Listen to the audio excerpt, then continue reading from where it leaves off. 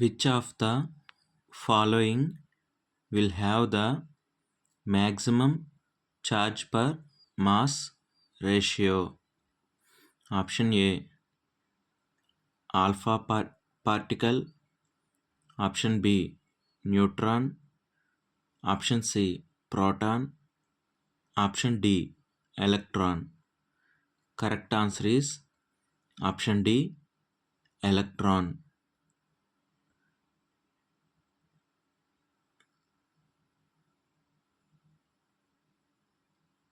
Electron have the maximum charge per mass ratio.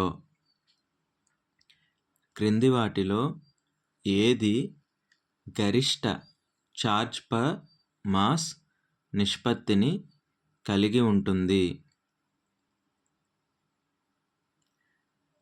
Correct answer is electron. Electron గరిష్ట charge per mass నిష్పత్తిని కలిగి ఉంటుంది.